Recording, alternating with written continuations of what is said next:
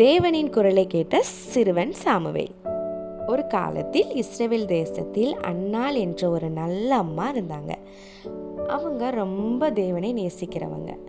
ஆனால் அவங்களுக்கு ஒரு பெரிய துக்கம் இருந்தது. அவங்களுக்கு குழந்தையே இல்லை.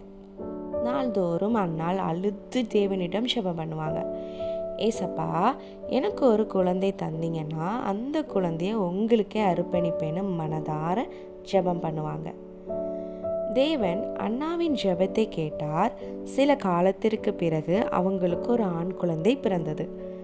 அந்த குழந்தைக்கு சாமுவேல்னு பெயர் வைத்தாங்க.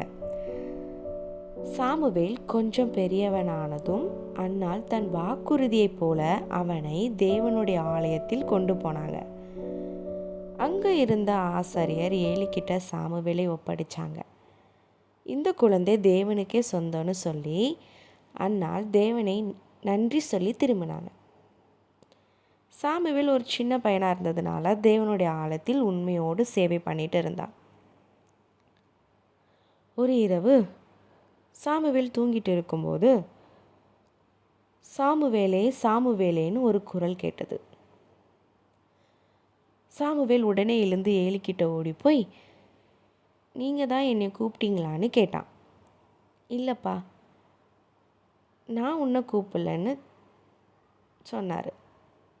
போய் தூங்குன்னு சொன்னார். மறுபடியும் சாமுவேல் தூங்க போனான். மறுபடியும் அதே குரல், சாமுவேல் சாமுவேல். மறுபடியும் ஓடி வந்து ஏலிக்கிட்ட கேட்டான். இப்படி 3 முறை நடந்தது. அப்போதான் ஏலிக்கு புரியுது, இது மனித குரல் இல்லை, இது தேவனின் குரல்.